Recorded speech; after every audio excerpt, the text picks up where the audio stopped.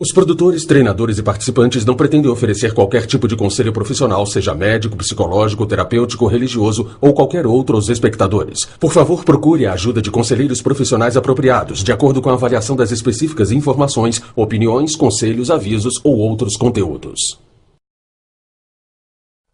Parte da renda de A Resposta será doada a instituições de caridade e sociedades sem fins lucrativos que contribuem para fazer um mundo diferente. Mensagem prévia.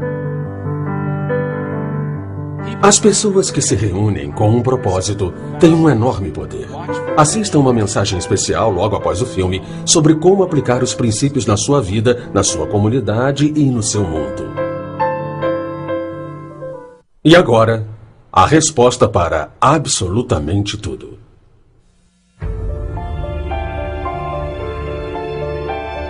O que você quer na sua vida? Quem sou eu e por que estou aqui? Quem é você? Por que está aqui? Quem é você? Como eu posso produzir felicidade na vida quando eu não estou feliz? Por que algumas pessoas sofrem quando aparentemente outras não? Como recuperar a experiência do amor com o meu parceiro ou com meus colegas de trabalho quando na verdade não é o que eu estou sentindo? Qual é o objetivo disso tudo? Vivemos nossa vida a esmo ou planejada, por acidente ou por escolha. A resposta para absolutamente tudo explora as questões fundamentais do que é preciso para viver uma vida plena e satisfatória.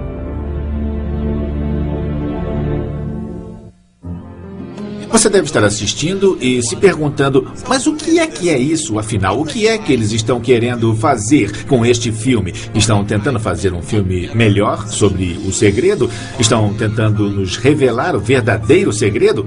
Bom, francamente, não estamos fazendo nada disso. Estamos fazendo um trabalho que fala por si próprio. O que estamos tentando fazer é usar o conhecimento obtido através da experiência e colocá-lo num contexto que permita você alcançar uma verdadeira realização. Estamos criando distintas possibilidades para você, mas elas são bastante específicas. São muito rigorosas e exigem muita disciplina. E para que elas sejam poderosas, elas devem ser assim. Uma das maneiras de começar a jornada é prestando atenção à conversa que você tem com você mesmo e assim observando suas próprias reações e os seus julgamentos automáticos e as crenças despertadas. Enquanto assiste, você está olhando através dos seus filtros, da sua perspectiva de vida. Então, tudo que está ouvindo, tudo que eu digo, tudo que qualquer outro diga, na verdade, é você ouvindo através dos seus filtros. Ou seja, não dá para ouvir de outro jeito, senão do jeito que você acha certo. Como seres humanos, nós queremos estar certos em relação àquilo que acreditamos. Se você pensar bastante, realmente acreditar, você vai conseguir juntar evidências disso. Você só vai perceber aquilo que está buscando e de todas as coisas que estão acontecendo, você vai... É como um radar. Vamos captar as coisas que comprovam o que nós já filtramos. Se você quiser estar certo sobre o que acha que está certo, é isso que você vai ouvir. Mas se você quiser achar o que há de errado, então vai encontrar tudo que há de errado. Se eu perguntasse a você e dissesse, você quer estar sempre certo? E você dissesse para mim, não, eu não quero. Então eu dissesse, claro que sim. E você diria, não, você nem me conhece. Então, ficaria claro para você que o que você quer nesse momento é estar certo quando diz que não quer estar com a razão. Quando acontece isso, você não ouviu uma só palavra que foi dita aqui. Você está trazendo a sua própria interpretação pronta para o que está sendo dito. Ora, esse é o primeiro passo para a transformação e a consciência. Nada na sua vida acontece fora de você. E é você quem dá sentido a tudo. E o sentido que você está dando agora só fará sentido se você souber que é você quem dá a direção. Sem isso, não há conversação. Você é uma fala da vida. Na verdade, um conjunto de falas, eu diria. E os resultados que você virá a criar dependem dessa sua fala sobre a vida. Dizem que nos primeiros 6 anos de vida, você é um disco virgem a ser programado. E as pessoas que o estão programando são os pais ou os responsáveis. E os que estão próximos a eles. E você grava no disco aquilo que recebe deles.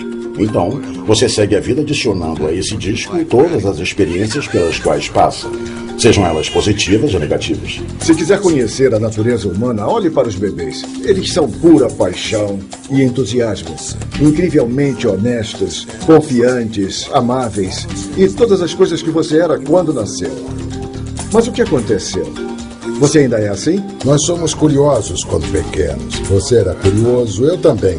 Tínhamos apoio, alguém para nos levar para passear, para nos alimentar, para nos banhar, para nos vestir. Num certo momento, começamos a nos afastar de nossos pais, fomos para a escola, começamos a lidar com outros seres humanos do nosso tamanho, começamos a competir e nos relacionar com os outros. Se não aprendemos a nos relacionar em casa, vamos ter problemas quando tivermos que lidar com os outros. Quando somos pequenos, somos condicionados. As coisas acontecem e nós somos condicionados a enxergar a vida através de uma única lente. A vida é isso. A vida tem que ser assim.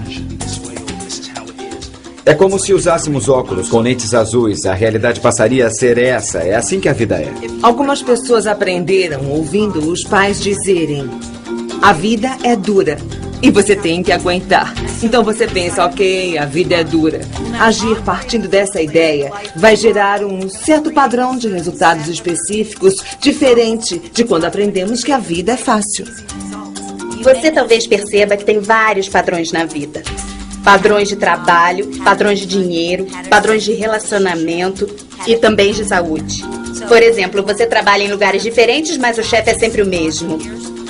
Eu dizia que tive o mesmo chefe por 10 anos, apesar de ter trabalhado nos 10 trabalhos diferentes. E olha que eu já até trabalhei para uma mulher, porque era a mesma coisa, era eu que criava a mesma pessoa na minha vida. A minha crença na época era de que precisava de alguém para me dizer o que devia fazer, alguém forte e controlador que me dissesse o que fazer. Eu não percebia que tinha criado essa história sobre quem eu era e sobre as pessoas da minha vida. Então ficava recriando a mesma situação sempre. É provável que você queira um aumento. Talvez seja o seu objetivo. Mas acontece que a sua fala é: meu chefe é muito difícil, ele não gosta nem um pouco de mim, eu não fui muito bem há uns 3 meses. Eu sei que às vezes ainda me olha feio, eu tenho medo dele. E pode ser que ele não me dê o aumento. Nós temos essa voz interna. Uma fala interna que não para. E ela é o nosso treinador interno, que nos ajuda a conseguir aquilo que nós queremos. Faça uma reflexão. Bom, em que áreas da minha vida eu tenho padrões? E, em vez de culpar o chefe, ou culpar o relacionamento, ou culpar a dieta, o que é realmente consistente nesses padrões? Nós atraímos para nós aquilo que queremos. É a velha lei da atração. Nós atraímos as pessoas que podem representar aquele modelo que serão como um espelho para qualquer situação na nossa vida. Se você pudesse ter apenas o futuro, você só teria oportunidades. Não há oportunidades no passado. O que ocorre é que o passado penetra no futuro. E aí, quando olha para o futuro, você vê o passado e o futuro misturados. Você olha para trás para ver aonde vai. Então você não tem futuro. Você tem um passado disfarçado com chapéus e roupas novas que você chama de futuro, mas é passado. Não tem importância o que aconteceu no passado. O passado acabou. O passado já era. Você não pode mudar o passado. Não tem como melhorar o passado. Se olhar um pouco mais fundo em sua vida, você verá que o que aconteceu há 5 minutos não tem nada a ver com o que acontece agora. Você vai ver que está fazendo escolhas na sua vida como se o passado não tivesse nada a ver com o presente. Todos nós já passamos pela situação de ir a uma festa de mau humor. Então pensamos, tudo bem, não vou estragar a festa. E é quando fazemos uma escolha diferente. Nós todos já vivemos situações em que, apesar de chateados, temos que ir a uma reunião e deixamos de lado o que sentimos. E as pessoas vivenciam isso. Então a questão é, você vai fazer isso? Vai fazer valer os mesmos princípios? Não existe nada além do agora. E as pessoas dizem, bom, vou fazer isso depois. Depois quando? Quando é depois? Você está falando neste momento, certo? Então não é verdade. As pessoas querem chegar a algum lugar além do arco-íris. Eu vou. Enquanto isso, o Total faz pipi na sua perna. Então não existe futuro. Você, na verdade, nunca está aqui, porque aqui parece ser a coisa menos importante. E, na verdade, é o único momento. Nós só vivemos o momento atual. Só existe o momento atual. É o agora, é só isso que vai ter. O único momento em que será capaz de fazer qualquer coisa, ou mudar qualquer coisa, ou influenciar, é neste momento de agora. E quando pensa nisso, diz, posso não estar sentado aqui agora. Você não pode não estar sentado aqui agora, você não pode mudar isso. Eu posso mudar o meu corpo? Não, não posso mudar agora. Então, o que é que eu posso mudar? E a única coisa que você realmente pode mudar neste exato momento é quem você está sendo. Transformação não significa mudar qualquer outra coisa. Transformação é, na verdade, mudar a si mesmo. É conseguir se reposicionar na sua perspectiva atual de vida. E fazer isso é transformador. A qualidade de sua vida altera significativamente. A história de Nora. Eu cresci no Brooklyn, Nova York. E eu cresci nos anos 60. E nesse tempo, o local onde eu nasci e cresci tinha muita pobreza, muitos guetos. E a população ali era sobretudo hispânica. Eu sou porto-riquenha, então eu cresci num bairro todo porto-riquenho. E a criminalidade era muito alta. Tinha gangues nas ruas. Então, quando eu tinha uns 5 ou 6 anos, já havia presenciado muitas brigas de gangues e tiroteios. Pessoas morrendo nas ruas por causa de facadas. Muita violência. E eu e minha família vivíamos no que chamávamos de Fredo. Fredo vem a ser o seguro-desemprego, que era muito bom de se ter. E houve várias vezes em que o cheque não chegava, então nós dizíamos, o Fredo não chegou, então tínhamos que nos virar para poder sobreviver. E era muito, muito difícil. Eu lembro de estar indo para a escola muitas vezes e ter que passar por cima de usuários de heroína, desmaiados na calçada, muitas vezes com a agulha ainda espetada no braço. Tinha muita prostituição lá no bairro e eram muitas, muitas coisas que hoje eu sei bem que não devem fazer parte da vida de uma criança, mas eram parte da minha vida. E foi uma coisa que eu observei, vivenciei, vivi e vi todos os dias. Era muito doloroso ver muitos homens e mulheres de origem latina, fazendo parte dessa destrutiva e horrível força. Eu me lembro que muitas vezes a minha mãe me disse, Nora, é aqui que você está agora, mas eu quero que você se lembre que não é aqui que você tem que ficar. Eu me lembro muito especialmente de uma professora que eu tinha e eu estava na 4ª série. E eu me lembro bem dela dizendo que tinha um bilhete no meu livro que dizia, Nora, você é uma grande esperança e o mundo será diferente porque você faz parte dele. Por favor, prometa isso para mim. E eu sei que isso me provocou um impacto espiritual na 4ª série, porque alguém podia enxergar alguma coisa que eu não conseguia. E foi aí que eu tomei uma profunda decisão espiritual que mudou absolutamente tudo para mim. O meu futuro não seria igual ao que eu via à minha volta, naquele bairro, naquele ambiente. E eu virei assistente social escolar. E eu trabalhei em escola por muitos anos. Eu acho que uma das razões para eu ter escolhido essa profissão foi ter visto as coisas que eu vi quando eu era criança. Então, eu queria que fosse diferente com as outras crianças. Então, comecei a trabalhar com adolescentes numa escala bem maior, fazendo treinamentos em que crianças e adolescentes vivenciam posições de liderança e então examinam profundamente como estão conduzindo as suas vidas nesse momento. Os seres humanos costumam agir buscando o equilíbrio e nós gostamos de manter as coisas nos lugares, queremos sentir segurança, conforto, etc. E, inevitavelmente, algumas vezes, parte da nossa vida não funciona. Então, começamos a nos questionar e a nos sentir inseguros e confusos. Eu ficava feliz só de receber o meu salário quando eu era jovem. Eu costumava dormir até as 11 da manhã, acordava, ia jogar basquete por 3 ou 4 horas, voltava para casa e cochilava. Tomava uma chuveirada, depois eu ia ao cinema, ficava acordado até as 2 da manhã, vendo televisão, essa rotina de sempre.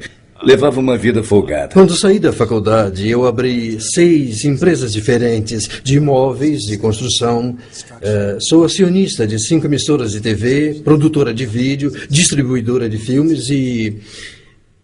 eu estava fazendo o que tinham me ensinado, estava fazendo o que a minha família tinha feito, meu avô, meu pai.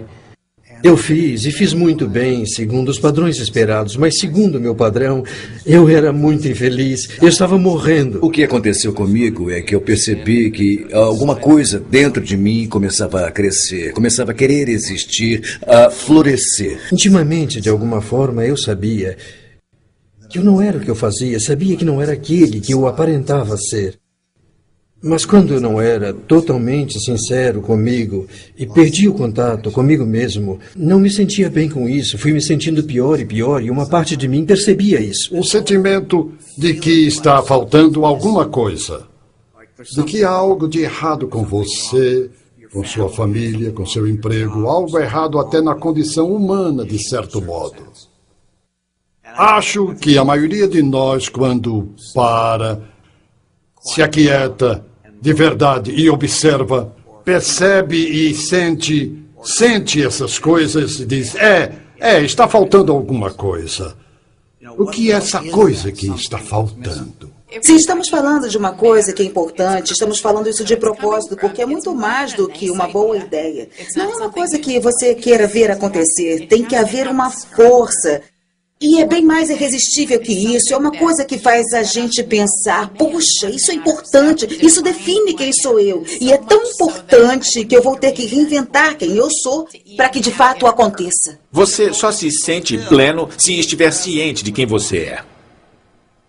Para se sentir realmente pleno, você tem que se sentir totalmente presente.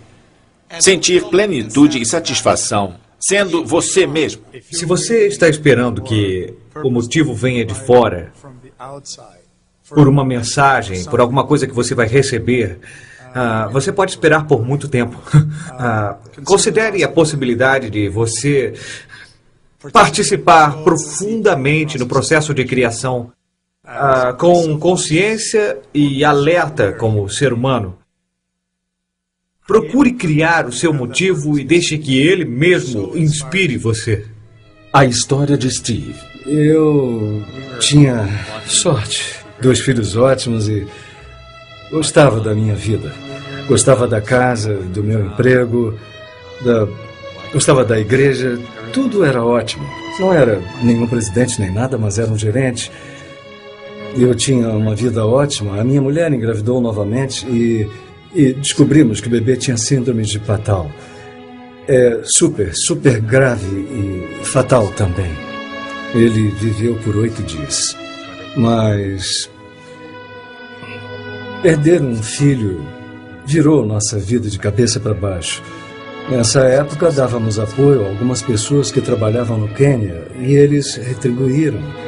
Por que não vem para cá por um ano? Minha mulher sempre quis trabalhar na África. Eu nunca quis. Mas, quando o bebê morreu, eu senti que deveria fazer alguma coisa para realizar os sonhos dela. Gostaria de dizer que foi um ato nobre, mas, na verdade, foi uma espécie de fuga. As pessoas comentavam e eu só queria estar num lugar onde ninguém soubesse, onde ninguém comentasse. Perder um filho, experimentar a perda de um filho, faz o mundo ficar diferente. Tudo se torna diferente. Essa é a verdade. As coisas que me importavam antes, sei lá, procurávamos uma coisa melhor e, bem, não faz a menor diferença agora. Eu não sabia direito onde estava me metendo. Tudo era tão diferente do que eu havia imaginado.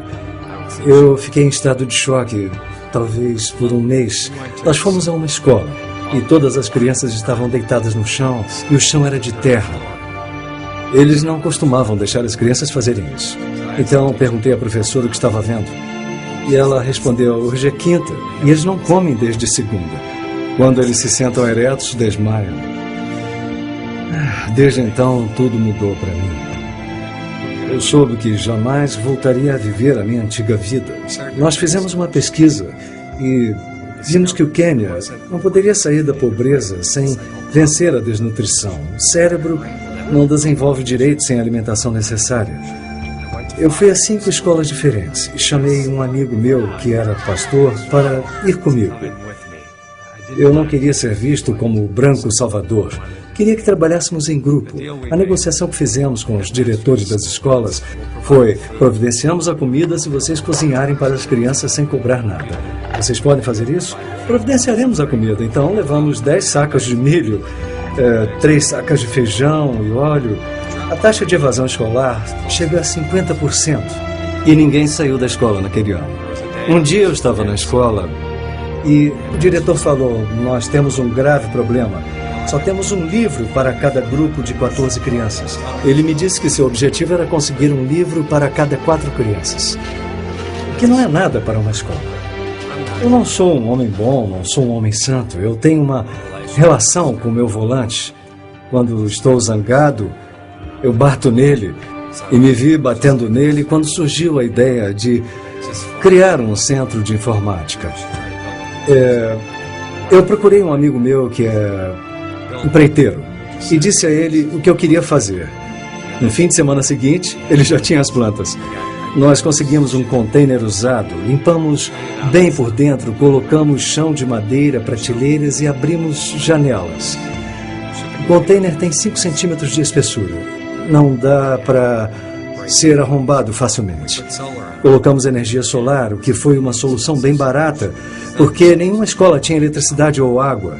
Grande parte da zona rural do Quênia não dispõe disso. E eu nunca vou me esquecer de uma criança que me disse: quando você chegou, disseram que era para fazer um centro de informática, mas eu não acreditei. Então eu o levei até o centro. Eu segurei os dedos dele e teclamos o nome dele. Ele começou a chorar e disse: agora eu acredito. A solução para os problemas do Quênia devem vir das crianças quenianas, dos cidadãos quenianos. Os estrangeiros podem ajudar, mas a verdade é que a solução para os problemas deve vir da própria população. No final do nosso programa, eles devem ser capazes de realizar o teste do Microsoft Office. Vão saber programação, vão saber mexer no Access, Word e Excel. Enfim, serão empregáveis. Eu acho que, após conhecer a África, nós nunca mais somos os mesmos.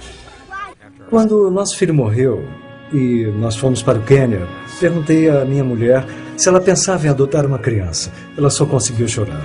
Era doloroso para ela.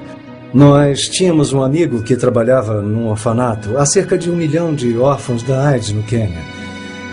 Ela pegou uma bebezinha e a funcionária do orfanato perguntou se ela gostaria de conhecer o bebê gêmeo. Não, eu só quero uma criança. Mas ela voltou e perguntou se minha esposa queria segurar aquele lindo bebê gêmeo. Ela perguntou se o gêmeo era um garoto. Quando a moça confirmou, minha mulher apenas chorou. Ela não tocou no assunto por 1 semana. Mas depois me disse que achava que aquelas crianças deveriam ser nossas. Quando ela ficava grávida, eu sempre dizia: não seria legal se fossem gêmeos, e ela me batia. Então, eu nem acreditei. Bom, voltamos ao orfanato e nos envolvemos facilmente. Às vezes você procura sinais, e às vezes os sinais aparecem para você. Nós ficamos com eles em casa por 2 anos, fazendo petições todos os meses, pedindo uma audiência para adotá-los definitivamente. Mas eles viviam mudando as leis no Quênia. Às vezes nem havia audiências. Então, todo mês recebíamos um aviso para tentar no mês seguinte. Finalmente, eles marcaram uma data. Era 4 de março. Era o dia do aniversário do nosso filho que morreu. Era um sinal. Eu não quero louvar o que fiz. Na verdade, eu fiz muito pouco diante de tudo que há para ser feito. Mas se eu não pude fazer isso, eu garanto que você é melhor do que eu. Eu garanto que é mais inteligente. Garanto que tem mais carisma do que eu. E garanto que é mais habilidoso do que eu também. É só a questão de realmente querer e fazer alguma coisa. Eu posso falar isso com certeza. As pessoas que eu conheço com mais vida... Eu estou me lembrando das pessoas que eu conheço que já têm idade, 80, 90. Essas pessoas são generosas. E eu acho que elas sentem que o bolo é bem maior do que o que pensamos. As fatias não acabam. Quanto mais a gente dá, mais a gente recebe de volta. Existe toda uma escala nesse sentido, que vai do menor ao maior. Ser alguém que sorri. Isso faz com que os outros tenham um dia melhor. Isso é uma contribuição. Alimentar os sem-teto. Isso é uma contribuição. Mudar o mundo de alguma forma é uma contribuição. Todo mundo tem uma oportunidade de fazer uma contribuição todos os dias. Talvez você e eu não sejamos a Oprah. Talvez não sejamos o Dr. Phil. Talvez não sejamos Bono. Pode ser que não sejamos uma dessas pessoas chamativas, glamourosas, famosas. Mas talvez sejamos apenas gente, você e eu. Mas podemos ser a esperança para o mundo. Podemos juntos fazer novas escolhas. Em vez de acordar e olhar para fora e pensar, hoje é um bom dia para ser legal. Em vez de acordar e pensar se seria legal você ser extraordinário, você não precisa abrir os olhos para tomar essa decisão. Você pode ficar na cama e dizer, certo, eu sou totalmente responsável pelo que acontece em minha vida. O bom, o mal e o feio também. Mas eu sou responsável. E posso ser criativo. Então você abre os olhos e você vê isso. Responsabilidade pessoal tem a ver com o fato de nós interpretarmos os fatos que estão acontecendo. E nós temos o privilégio de sermos pessoalmente responsáveis pelos fatos, de tal forma que eles vêm de dentro de nós, em vez de serem impostos a nós pelas circunstâncias. Não estou dizendo que seja verdade, mas digo que é uma maneira de viver a vida que só é possível quando assumimos a responsabilidade. Eu não estou dizendo que você é a causa direta. No sentido da responsabilidade, eu estou falando sobre jogar o jogo da vida, como se você estivesse criando ele. Não conheço a verdade. E a ciência tem chegado cada vez mais perto de provar que somos nós que fazemos nossa vida e pode mesmo acabar provando. Mas não saber se isso é verdade ou não me impede de acreditar na ideia de que minha vida não está pronta e eu sou o criador dela e criador de tudo. Eu não estou tirando nada de Deus, não estou tirando nada do universo. Eu apenas estou me afirmando na vida como o jogador da minha vida, como autor dela. Quando você assume a responsabilidade e entende que assumiu, você sente que não...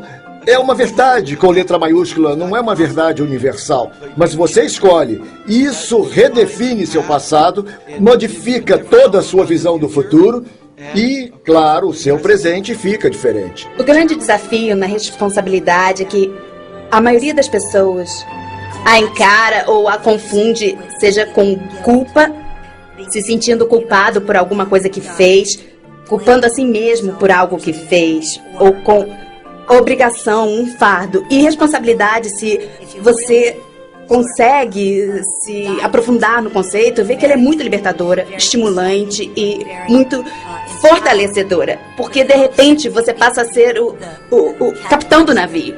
Você se transforma numa pessoa diferente quando produz o que acontece na sua vida. Quando você fica numa posição passiva, em que você não pode interferir nas condições que cercam sua vida, você é um coitado, um infeliz, um problema, um estorvo.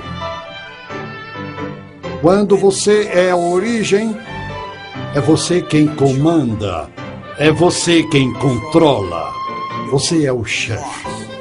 Você é o patrão da sua vida. E é fácil ser o responsável pessoal quando as coisas andam do seu jeito. Eu criei isso. Eu comprei essas ações na hora certa. E me sinto feliz comigo mesmo. Epa, eu acho que comprei essas ações na hora errada. E elas caíram. É um pouco mais difícil de se responsabilizar. Mas o jogo é o mesmo. Você tem que assumir o bom e o ruim. Não existe meio termo. Não pode ser responsável pelo que funciona e ter outra pessoa responsável pelo que não funciona. Você é 100% responsável. 100%. Transformação. A palavra transformacional pode parecer um pouco misteriosa. Que tal trabalho de mudança de perspectiva? Bom, se todo mundo simplesmente mudasse de perspectiva e entendesse que não precisa ser do jeito que é, pode ser o Nirvana. Porque decidimos. Transformação não significa necessariamente uma mudança em alguma coisa que você possa ver. O meu corpo não muda, continuo tendo as mesmas emoções, eu posso até manter os mesmos pensamentos, mas para mim transformação é um tipo de conscientização de que eu sou parte de tudo e não que eu estou separado e isolado. A transformação ocorre no momento que você percebe que é o autor. Não digo que ser autor é ser responsável ou culpado. Não há culpa no modelo transformacional. O que há é aceitação, amor e também uma compaixão pela condição humana. A compreensão de que, ao jogar o jogo, vamos chamar isso de jogo, ao jogar o jogo da vida, há algumas leis.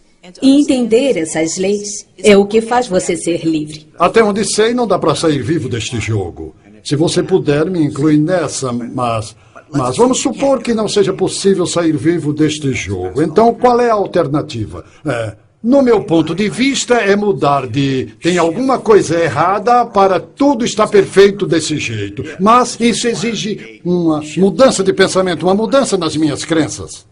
É um modo de interpretar a mim mesmo, o mundo, o meu humor, o sentimento que tenho de uma maneira diferente da que costumo fazer. Uma outra maneira de definir transformação é eu tenho minhas crenças ou elas me têm, eu tenho minhas emoções ou elas me têm. Muitos de vocês tomam decisões e pensam que estão fazendo uma escolha, mas na verdade são suas emoções, são suas reações e as escolhas não são suas. Fomos levados a acreditar que somos nossas circunstâncias e condições. E a jornada da alma humana está percebendo que não é nada disso. Então, qualquer sofrimento, como depressão, não poder pagar as contas, tudo isso, na verdade, revelam a sua consciência para você. Elas revelam aquilo com que você se identifica. Então, o processo, a primeira parte do processo é se conscientizar. Se conscientizar que você não é isso. Mas você é a pessoa que está dizendo que você é isso. Olha, para mim, sinceramente, existe alguma coisa na vida que busca, que quer acontecer e está sempre buscando acontecer através de nós. Eu acho que trata-se de se abrir para essa chance, para esse impulso da vida, sentir profundamente o que está tentando acontecer e então poder alinhar nossa visão, nossa estratégia, nossas ações e objetivos com o que quer que aconteça na sua vida. Essa experiência é quase como observar a natureza. Quando eu era pequena, eu adorava as lagartas, ver a metamorfose delas. Para mim, é uma metáfora da transformação da sua vida em minha vida. Porque se a gente pensar lá dentro daquela lagartinha, dentro de cada uma, existe uma borboleta. Mas será que a lagartinha sabe? Não sei. Eu acredito que ela não saiba disso. Mas como eu vou ter certeza? O que eu sei é que com o tempo necessário, talvez ela sinta a necessidade de se retirar da sua condição de lagarta e adentrar num estágio em que ela vai começar a tecer o seu casulo. E naquele casulo, uma coisa poderosa vai acontecer. A história de Tony. Eu cresci no Oregon. Meus pais se divorciaram quando eu era muito pequeno. Eu estava com 4 anos e minha mãe se casou e se divorciou 5 vezes e muita coisa aconteceu enquanto eu crescia. Nós não nos falávamos com frequência, tínhamos regras em casa e uma delas era eu não ser visto. Eu não podia ficar em casa quando eles estivessem lá. Havia muito estresse na casa e, de forma alguma, eu era perfeito. Eu sei que eu aprontava às vezes, mas o ambiente em casa não era dos melhores. E eu sabia, desde pequeno, que ela não me queria. Então, quando eu fui expulso de casa, aos 16 anos, eu não fiquei muito surpreso. Eu sabia que isso podia acontecer. Eu arrumei o máximo de dinheiro que eu pude, coloquei minhas coisas na mala do meu carro e depois eu me mandei. Passei a maior parte do segundo ano do ensino médio nas ruas, dormindo no banco de trás do carro. Esse foi o pior momento da minha vida. A experiência de viver sem ter uma casa foi muito, muito difícil. Por razões que eu não podia imaginar.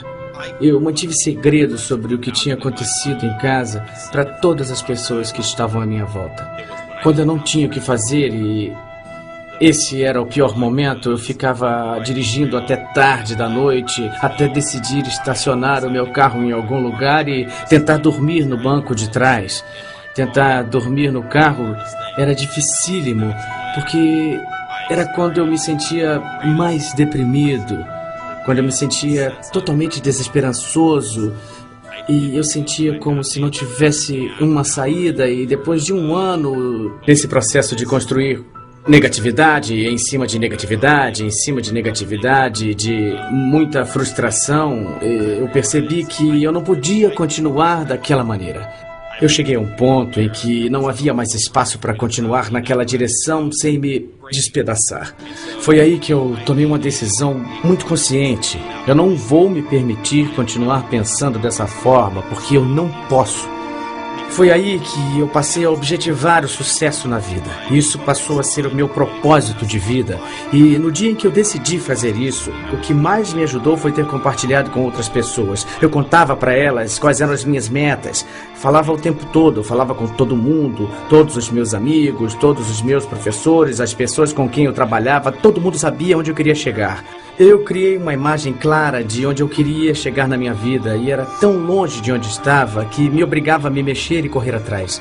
Aos 19 anos, eu acabei montando um negócio que me rendia um ganho mensal de 6 dígitos e tinha pouco a ver com conhecimento ou com experiência. Naquele momento, eu não tinha nada disso. Na verdade, o que eu realmente tinha era 100% de disciplina, confiança e dedicação. Minha dedicação era total. Eu não conheci meu pai na infância e, embora muita gente me dissesse para procurá-lo, isso nunca foi uma prioridade para mim. Eu acabei quase que por acidente encontrando ele quando eu tinha 18 anos. Eu encontrei não apenas o meu pai, mas uma enorme família que não sabia que existia e que vinha me procurando, e procurando minha irmã caçula por quase 15 anos. Eles me receberam de braços abertos e foi uma mudança radical na minha vida. Eu também encontrei minha tia, de quem eu acabei me aproximando muito.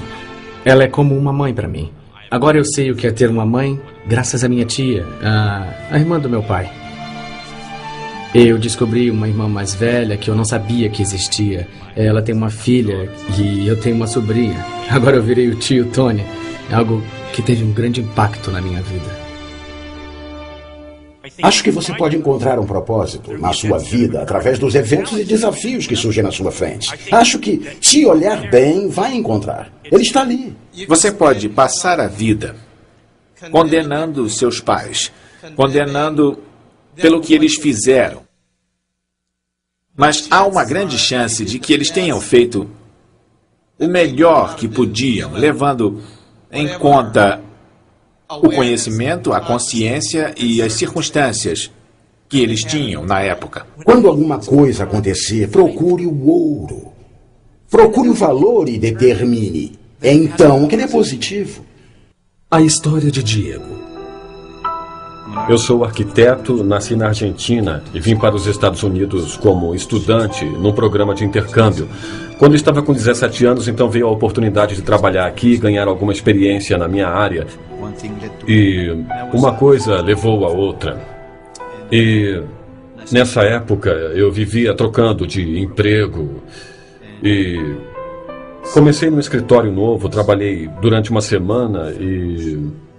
De repente eu comecei a sentir dores de cabeça, náuseas e enjoos terríveis que não passavam. Então eu chamei um amigo meu e pedi que me levasse ao hospital. E eu sabia que alguma coisa estava errada. Então eu expliquei para o médico os sintomas e ele me disse: isso me parece meio estranho. Ele me mandou fazer uma tomografia imediatamente e voltou dizendo que eu não iria a lugar algum. Quando perguntei por quê, ele disse que acharam algo no meu cérebro do tamanho de uma bola de golfe e que eles não sabiam exatamente do que se tratava e a única maneira para descobrir seria abrir a minha cabeça. Abrir a minha cabeça e fazer uma cirurgia. Obviamente eu fiquei assustado e senti muito medo naquele momento. Mas eu não tinha entendido bem o que estava acontecendo e ele disse que teria que me fazer algumas perguntas.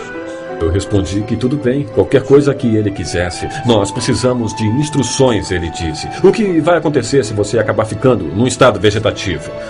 Ou se não for mais capaz de andar? Foi aí que eu caí em mim. Isso não é brincadeira, é muito sério. É como se alguém lhe dissesse agora: a sua vida vai acabar amanhã de manhã.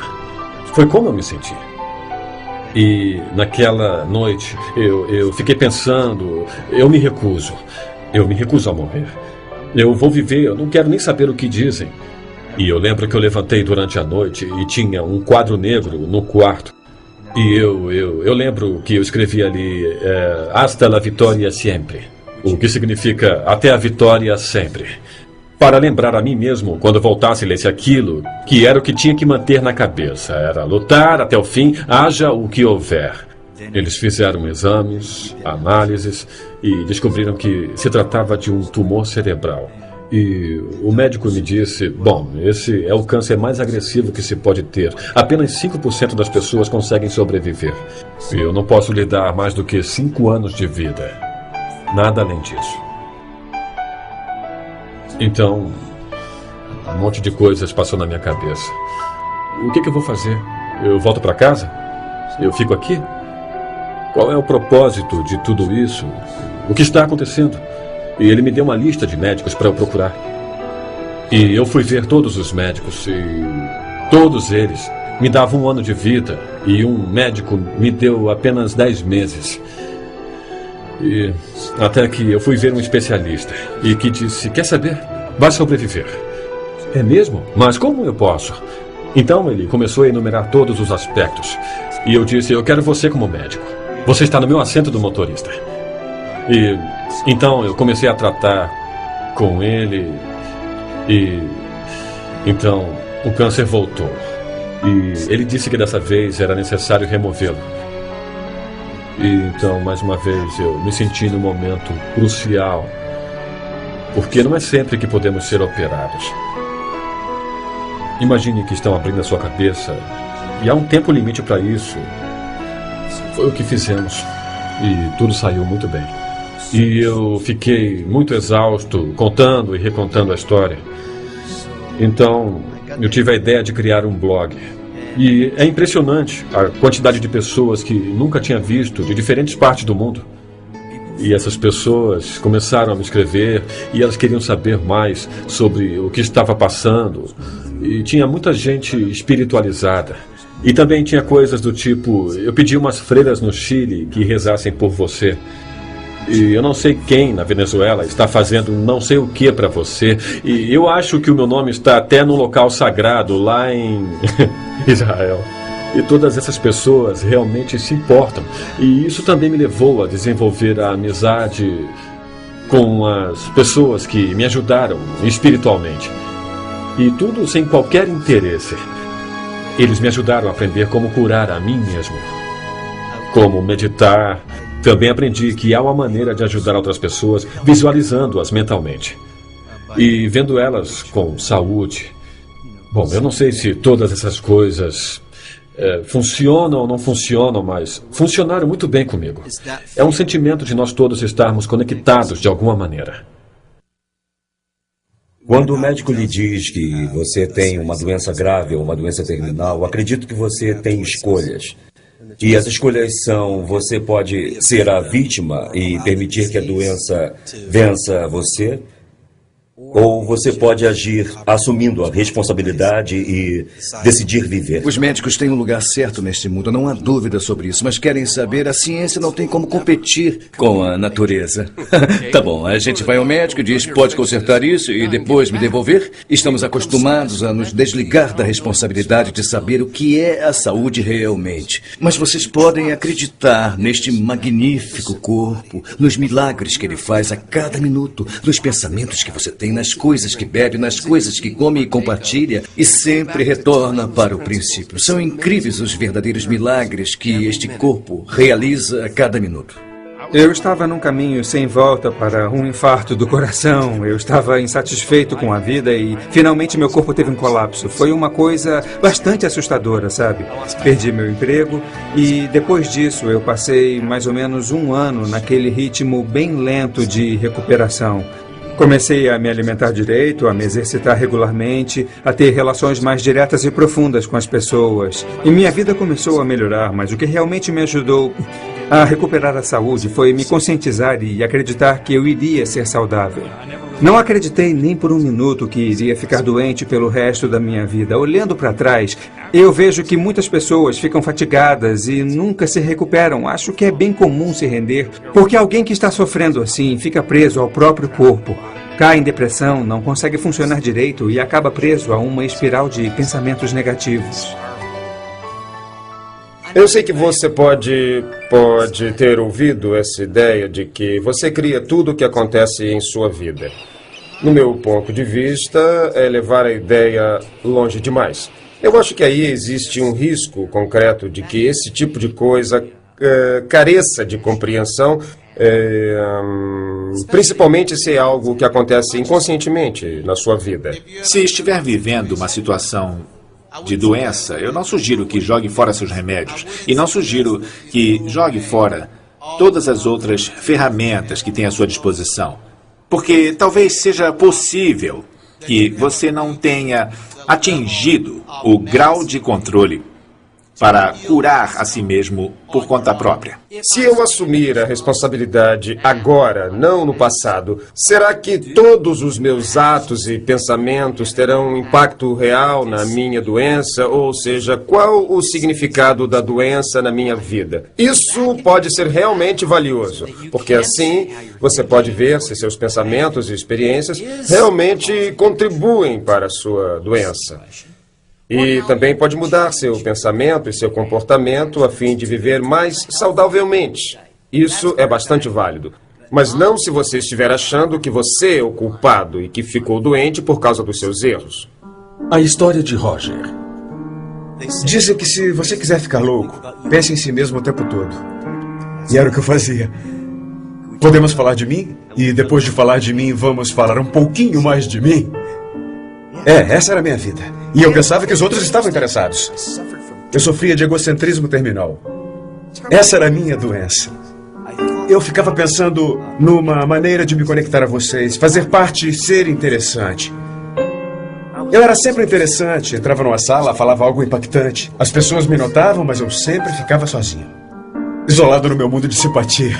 E o que acabou acontecendo foi que eu comecei a beber socialmente, a fazer de tudo socialmente. Era divertido, animado, a maior curtição.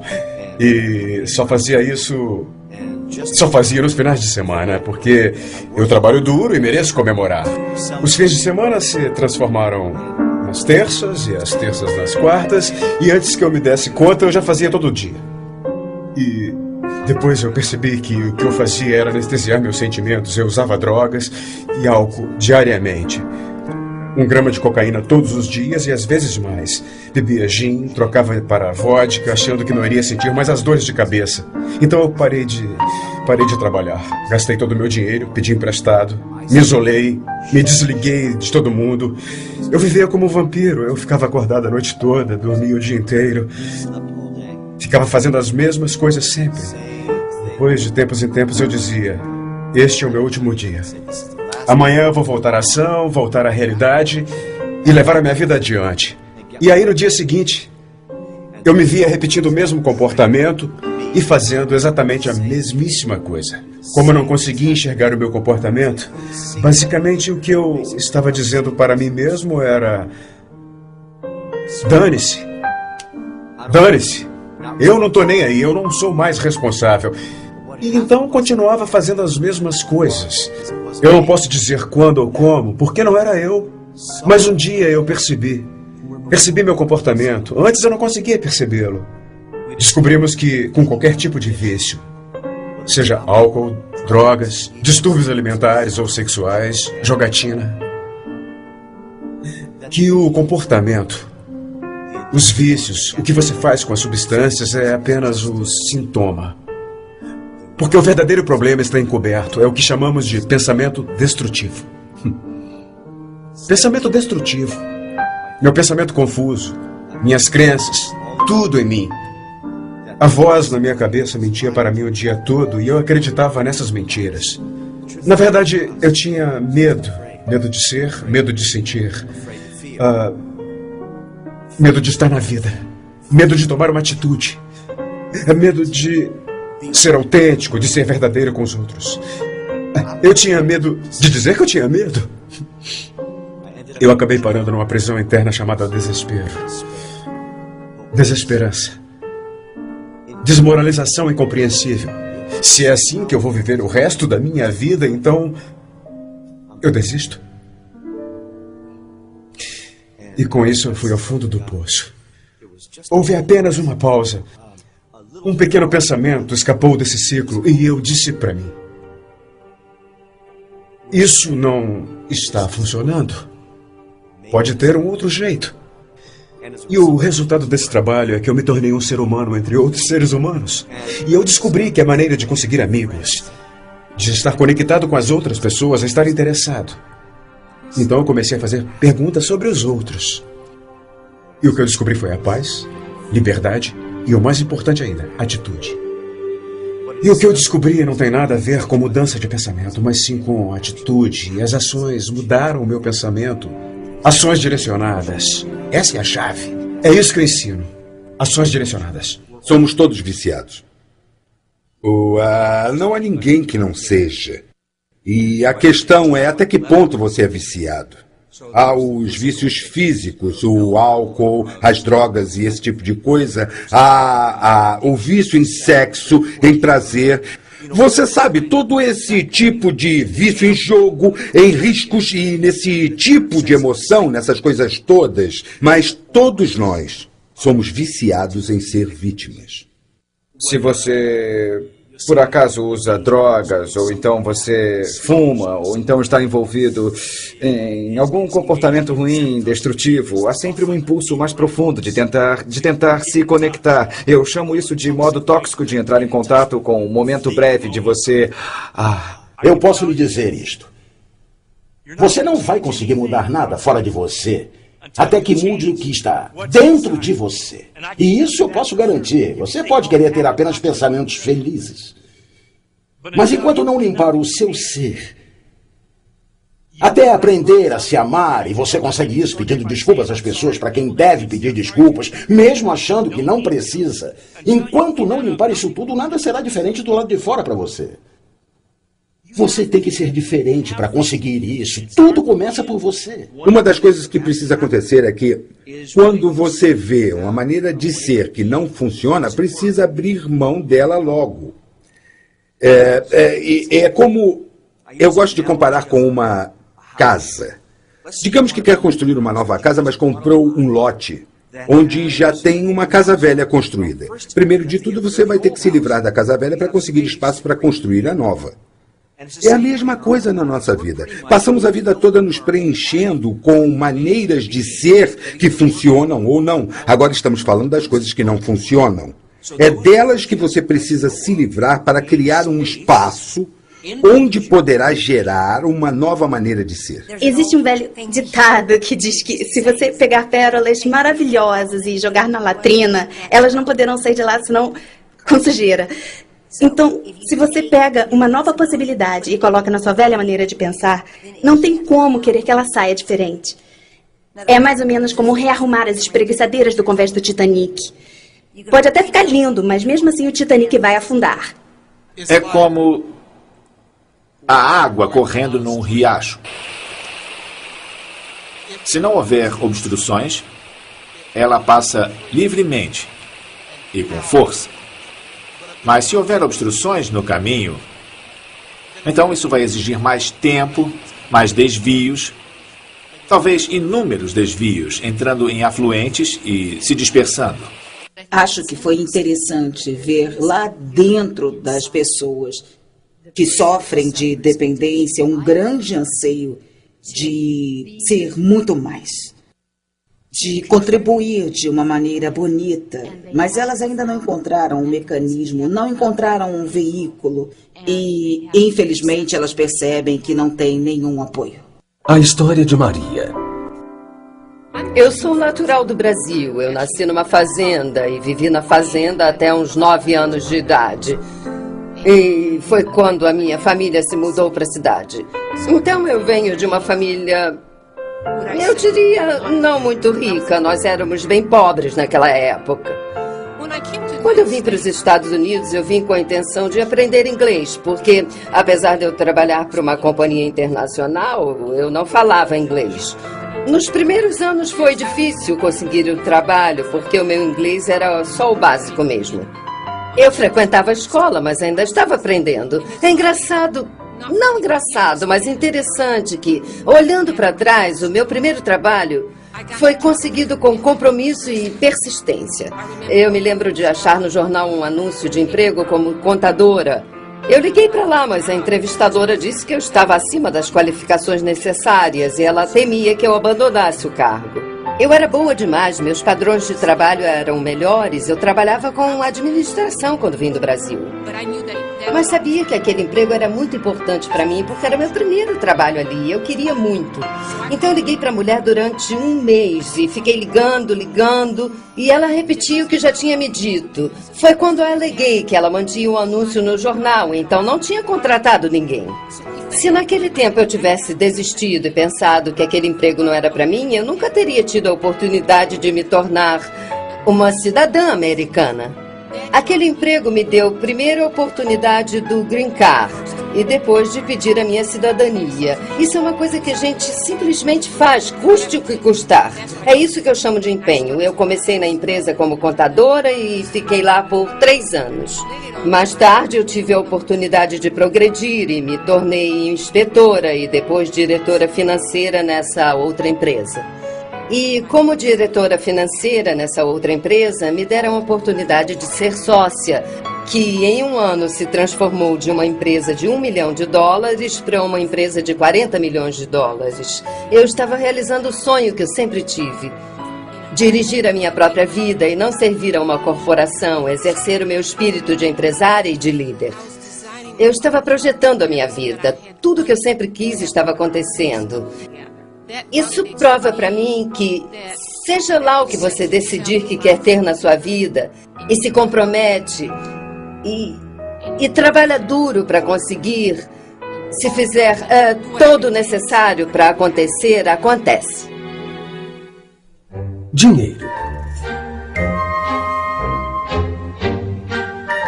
Dinheiro é energia. Para mim, é um símbolo de energia que flui.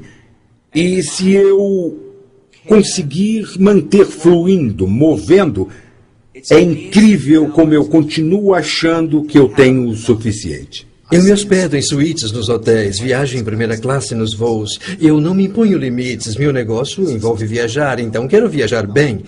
E gasto bastante dinheiro nisso. Não é meu dinheiro, é o dinheiro do cliente. Mas há dinheiro para que eu possa fazer isso. Em vez de economizar e poupar e ficar guardando e me preocupar em não ter o suficiente, existe em abundância. Isso não quer dizer que eu seja responsável perdulário. Significa se abrir para a abundância.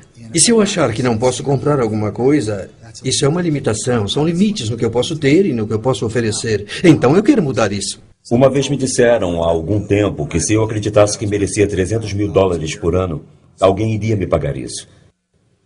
Foi quando eu comecei a me levar a sério. E quanto mais eu acreditava em mim e no meu valor, minha renda foi crescendo proporcionalmente. Num período de 4 a 5 anos, eu quadrupliquei a minha renda. Quando eu comecei a dar consultoria, eu não sabia o que estava fazendo. Liguei para uma amiga minha e disse que estava sem trabalho. O que eu posso fazer? Então ela sugeriu que eu fizesse consultoria. Respondi que não entendia nada de consultoria. Então ela me disse para ligar para um amigo dela, e foi o que eu fiz. Ele tinha uma empresa de transformação e foi tão estranho. Eu fui lá, sentei com ele para uma entrevista e o que ele queria era aumentar o número de pessoas no seminário dele. Durante um dia inteiro, eu apenas observei o que acontecia. E finalmente eu saquei. Então voltei lá e disse: eis a resposta. Tire as mesas de lá. Poderá colocar mais gente. E ele, incrédulo: só isso? E eu disse: só isso. Tire as mesas de lá e coloque mais gente na sala. Você não precisa de mesas. Então ele disse que a sua mulher gosta de saber o nome de todo mundo. Eu disse: isso não é problema, use crachás. E para dizer isso, eu pedi $5.000 e consegui. Eu pensei: jura? Quando ele pegou o cheque, assinou e me entregou, eu disse a mim mesma: será que eu enganei ele? Será que é de verdade? É melhor eu depositar logo antes que ele se arrependa e me peça de volta. Dinheiro é neutro, eu acho. Melhor as pessoas boas, eu acho. Pior as pessoas mais... É o que eu acho, mas há exceções para todas as regras, mas dinheiro é apenas um aspecto do que chamo de saúde. Todos nós sabemos como é se sentir doente financeiramente. Eu já senti isso antes. Mas existe alguma coisa na sua saúde financeira que é boa, é abundante. Nós temos que nos permitir ser financeiramente saudáveis. Você quer ter certeza de que dinheiro não traz felicidade? Eu não sei se as pessoas acreditam quando dizem isso, mas para mim é riqueza e bem-estar. E acho que se você pensar dessa forma, estar abrindo espaço para o dinheiro. Para mim, se você não tem dinheiro, deve pensar de quem você se ressente por ter. Descubra o que inventou sobre quem tem dinheiro, suas ideias sobre essas pessoas que têm dinheiro. Se você pensa que o dinheiro é a fonte do mal, se você pensa que é sujo, que dinheiro faz de você ganancioso, que o dinheiro é para as pessoas que trapaceiam e mentem e roubam, se você vê o dinheiro de alguma dessas formas, você nunca vai ter dinheiro, porque se você tiver dinheiro, você vai se enxergar como sujo, podre e fonte de todo o mal. Alguns de vocês conhecem pessoas que têm muito dinheiro e são pobres de espírito. Alguns de vocês conhecem pessoas que não têm dinheiro e são muito generosas e pródigas. O que significa? Alguma lei, um Deus no céu que diz: vou dar dinheiro para esse cara aqui e não vou dar para esse outro aqui. Eu não acho que funcione assim. Eu vou muito para a Gana. E Gana é um país em desenvolvimento. Lá as pessoas têm pouquíssimo dinheiro. E apesar disso, a riqueza de suas consciências é tanta que sempre que eu saio de lá, eu me sinto mais rica. Não em termos de dinheiro, mas rica em termos de espírito. Rica por estar num grupo de pessoas que não se definem apenas pelo que têm ou apenas pelo que fazem. A definição que dão a si mesmos vem de como se relacionam com a vida, do relacionamento entre si, como seres inteiros, perfeitos e seres completos. Parte da prática do dinheiro vem da prática da apreciação. Se você aprecia o que tem, vai conseguir mais disso. Mesmo que tenha apenas $1 na sua carteira hoje, se apreciar esse dólar, então vai começar a atrair para a sua vida muito mais coisas para apreciar, porque a sua mente vai se abrir para as coisas que você aprecia. Em vez de olhar para o dólar e dizer: eu só tenho $1, o que eu vou fazer com $1? $1 não é nada, não vai pagar as minhas férias. Se você pensa em ter dinheiro só para si, provavelmente não vai conseguir muito. Se você pensa no dinheiro como consciência de riqueza para que você seja o maior contribuidor para a sua família, sua comunidade e o planeta, provavelmente você vai ter mais dinheiro do que poderá gastar. Ou poderá doar. Você deve ser rico, ter dinheiro. Você não pode ajudar quando é pobre. Você se sente bem por ter dado $2 para um sem-teto, mas isso é nada. Construa um abrigo para os sem-teto. Fique rico, construa um abrigo para eles. A história de Matt Morris. A Success University é a empresa online mais popular na indústria de desenvolvimento pessoal. A gente ouve de 60 a 70 oradores, treinadores, autores, algumas das pessoas mais famosas do mundo. A gente pega o conteúdo e transmite para os alunos em uns 175 países. Quando eu estava crescendo, fui exposto a uma variedade enorme de coisas, mas nunca tive contato com a indústria de desenvolvimento pessoal. Nunca fui exposto a riqueza ou coisas desse tipo quando era pequeno. Meus pais se divorciaram quando eu tinha 4 anos.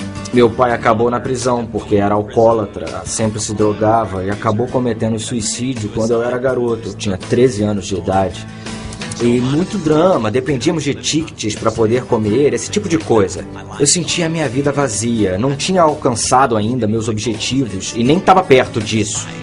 Aí, numa noite, uma coisa interessante aconteceu. Eu dei de cara com uma fita cassete que alguém havia me dado há alguns anos. E nessa fita contava a história de um homem que passou de uma renda mediana para uma renda pessoal de mais de $1 milhão por ano. E aí ele atribuía o seu sucesso à sua total imersão nessa indústria de desenvolvimento pessoal. Então eu tomei isso como uma dica para mim. Eu disse, se alguém pode fazer isso, eu também posso.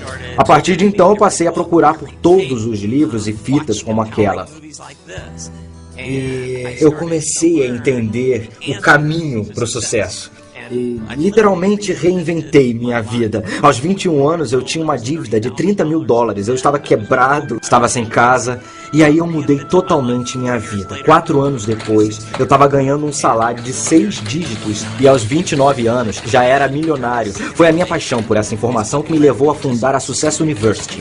A energia flui aonde você se concentra. Então, se você na sua vida ficar constantemente pensando em pobreza, se você ficar pensando em dívidas, ou se permitir ficar para baixo, deprimido, você acaba alcançando esses resultados na sua vida. Seja o que estiver olhando, o que estiver focalizando, é para isso que vai acabar se dirigindo.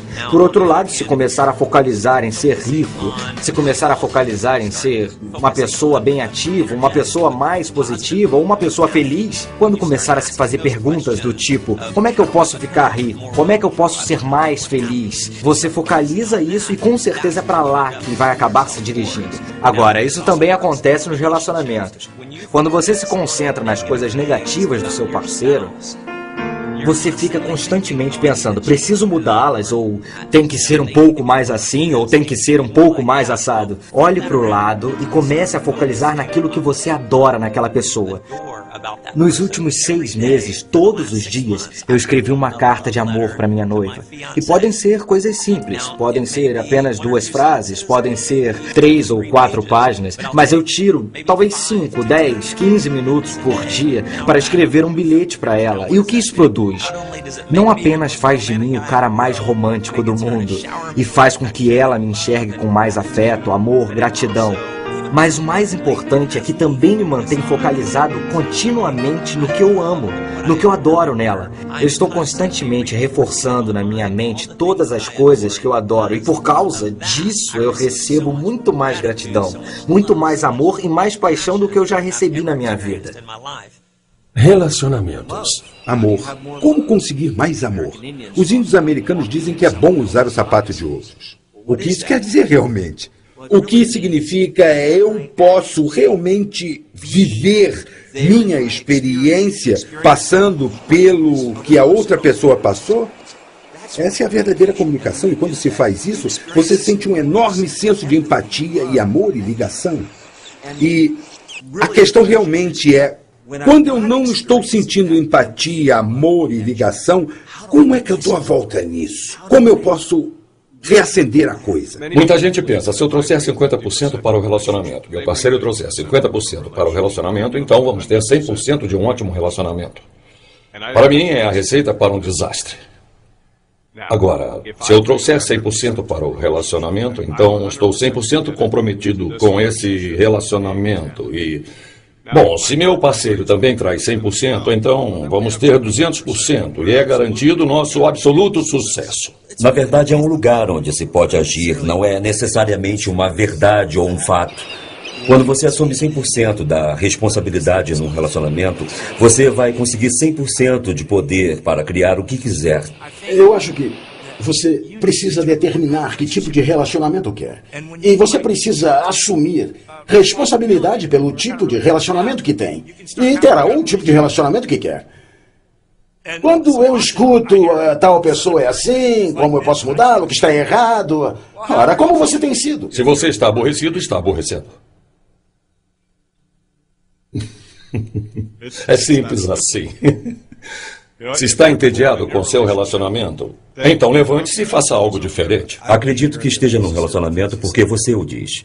E você deseja pagar o preço ou assumir as ações necessárias para criar o que quer no relacionamento. Num certo nível, escolhemos se queremos estar num relacionamento. Quando a gente se entrega a um relacionamento, se pergunta coisas que apontam para outras coisas radicalmente diferentes, coisas tipo, como posso contribuir para que ambos sejamos pessoas melhores e tenhamos experiências mais ricas na vida? Indiferente do quanto isso seja difícil e das bobagens que a gente possa fazer, porque todos fazemos bobagens, eu vou me manter firme, não importa como. Num relacionamento, as duas pessoas desejam união e liberdade. Frequentemente acontece de nos sentirmos unidos, mas depois oprimidos. Muito sufocados, nos afastamos para ter mais liberdade, aí nos sentimos desconectados, então voltamos, e aí vem juntos, separados no relacionamento. É preciso esforço para manter um relacionamento. É preciso bem menos esforço para se desligar. Bom, existe muito mais alegria quando se está junto do que quando se está desligado. É a velha história. Preço, recompensa. E digo que o preço para o desligamento é muito, mas muito pesado. E a recompensa por estar ligado é valorosa demais para desperdiçar. Eu prefiro a palavra dança para expressar o relacionamento. A cada dia uma dança diferente. Por que não? Nós, como seres humanos, não somos os mesmos no dia a dia. A pessoa que você é hoje não é a mesma da semana passada, é? São coisas que você aprende. Novas conscientizações, novos arrais.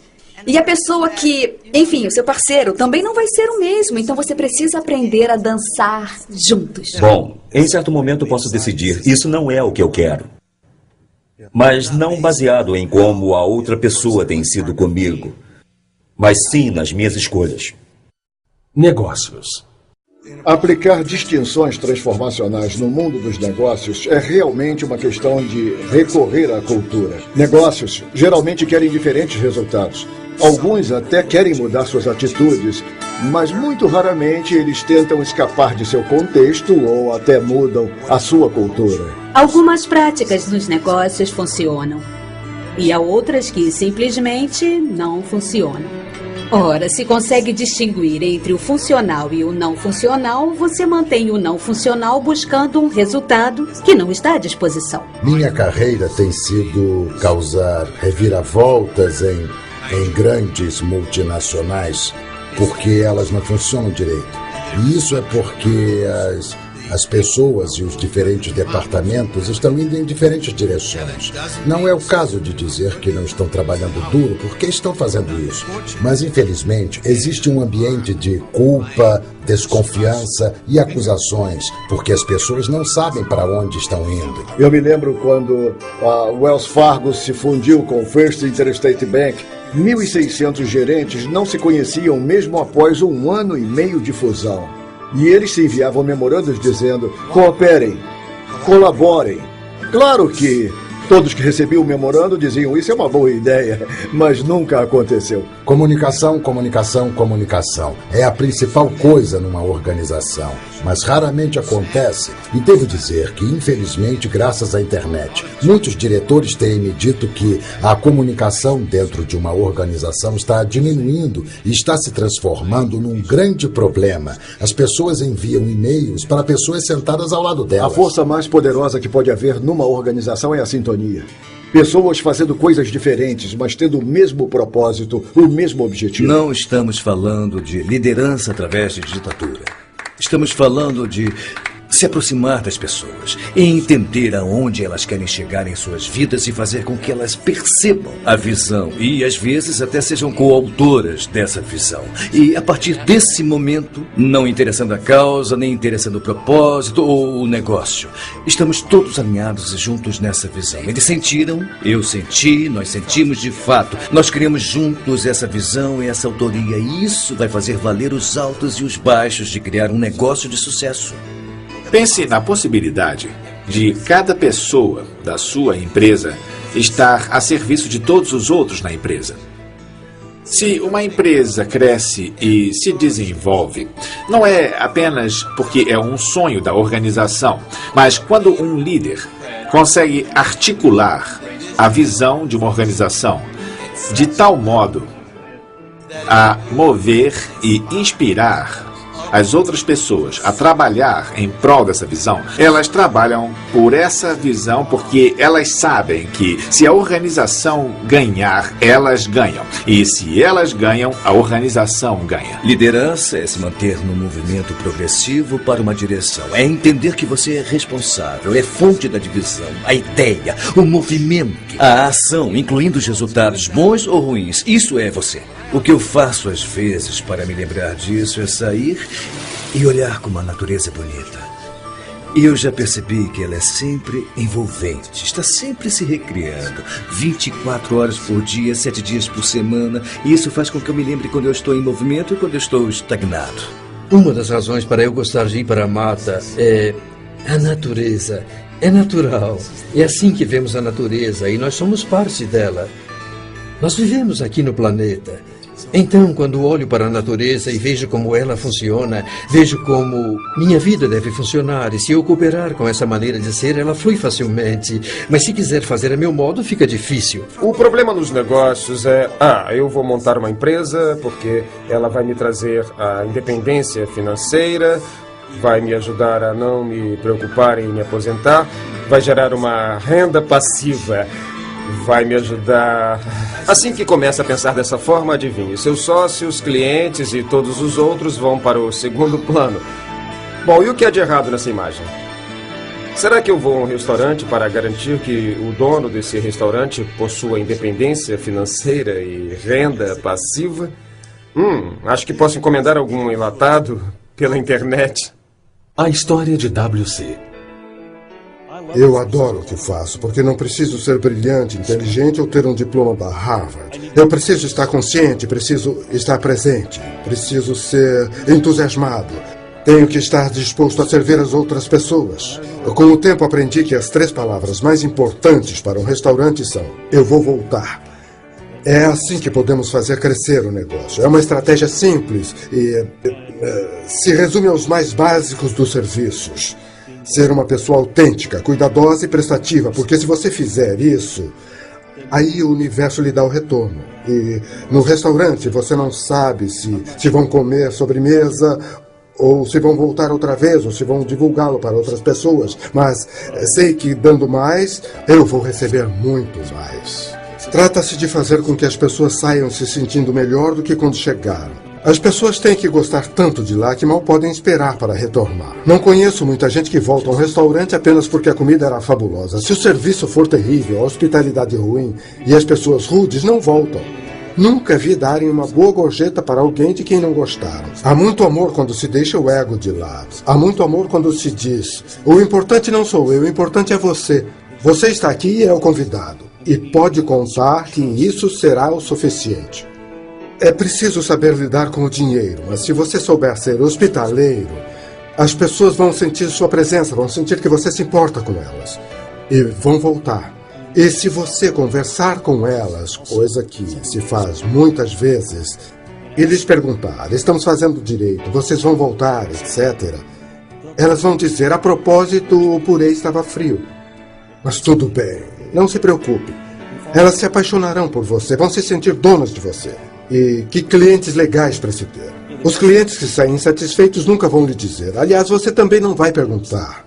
Esse é o pior cliente que se pode ter. porque vão contar a 10 ou 20 pessoas sobre a péssima experiência que tiveram. Você tem que ser bom ao fazer a comida e ser bom em muitas coisas, mas deve se preocupar mesmo em tratar bem a pessoa que entra por sua porta e querer que se sinta bem ali.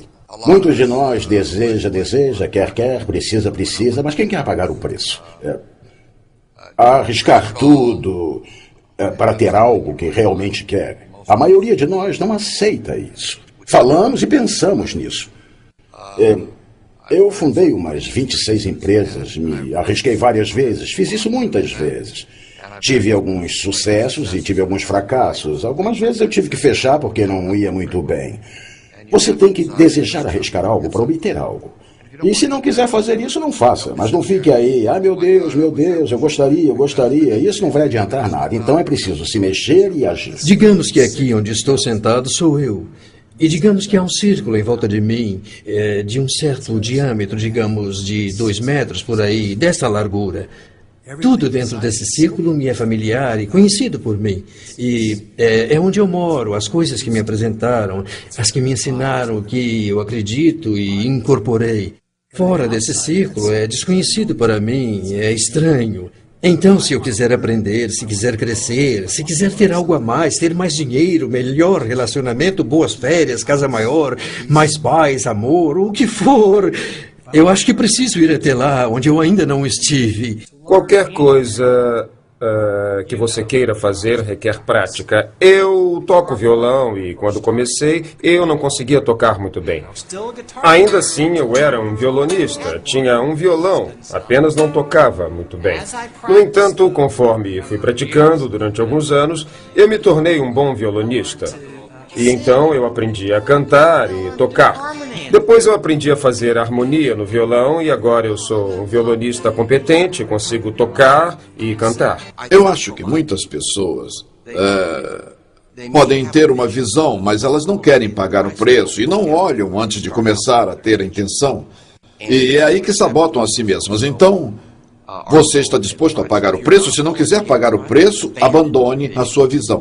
É isso que eu ensino a todas as pessoas. Abandone sua visão se não quiser pagar o preço. Ache uma visão pela qual queira pagar o preço. Não é para abandonar todas as visões, mas assim não vai acontecer. A história de Andy. Em 1988, meu saldo foi negativo. Eu estava sem trabalho, sem renda e 9 anos depois eu estou morando na praia. Vivendo a vida que sonhei. Eu não fiz faculdade, eu só estava disposto a trabalhar duro. Eu cresci num bairro pobre. Eu apenas saí para o mundo e trabalhei. E dei duro. Ora, eu não sou mais inteligente que ninguém. E certamente nunca tive uma varinha de condão. Eu só tive coragem. Eu tive paixão e intenção. Então fui para o mundo. E trabalhei todos os dias, sem parar, até obter os resultados, que consistiam com minha declaração. Bom, fiz isso algumas vezes na minha vida. E todas as vezes que o fiz, tive sucesso em alcançar o que me propus a fazer. Não sem desafios, não sem fracassos no caminho, não sem tropeções. Mas eu estava determinado. Se você realmente quiser uma coisa, faça o que for necessário para que aconteça. Esteja disposto a passar por apertos ao longo do caminho. Eu paro e sonho com outras maneiras de fazer dinheiro. Eu vou à luta e às vezes até consigo. Agora, todo mundo vence? Não. Eu conheci pessoas que tinham, digamos assim, trabalhos sem futuro. E aí as circunstâncias os forçaram a sair dali.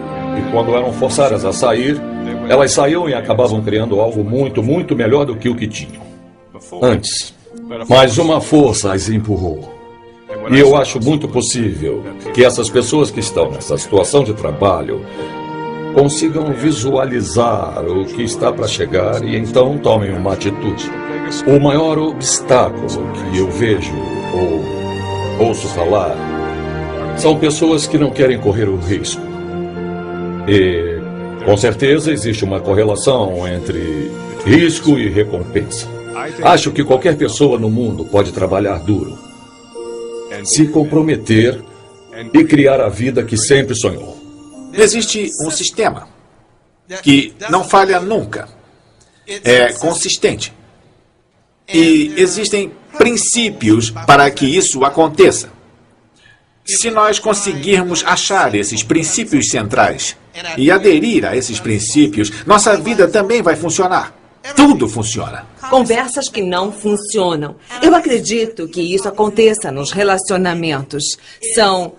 Eu vou tentar, para ver o que acontece. Já me disseram que tentar é fracassar com honra. Tentar é diferente, porque é claro que você está agindo, mas você está mais comprometido com a luta em si. E o que você realmente pensa, aquilo que o seu contexto indica, é que, na verdade, está fracassando nas suas ações. Então, você está querendo que alguma coisa aconteça, mas não está acontecendo porque você está gastando sua força na luta. Você armou uma coisa para que, caso dê errado, você não fique mal e vai se sentir melhor consigo mesmo. E a razão de muitas pessoas não conseguirem o que querem é já terem formado uma opção, caso não consigam. O pano de fundo precisa ser: fracasso não é uma opção. Vou conseguir. Eu estou disposta a fazer o que for, ser o que for. Não vou desistir, jamais desistirei. Não aceito a opção de fracassar. Sei que isso é muito difícil, especialmente se você já tentou muitas e muitas vezes durante a sua vida.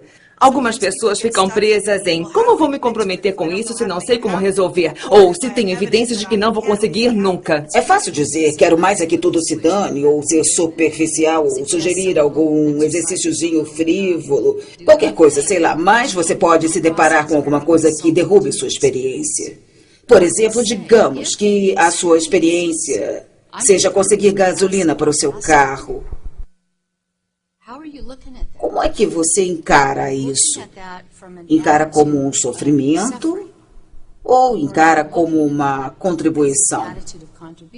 Uma das áreas críticas é como você estipula suas intenções. É algo específico já realizado ou é como uma cenoura que está ali e você quer alcançá-la ou você não quer alcançá-la? Você quer chegar, mas você não chega. Então sua intenção deve ser: eu já consegui.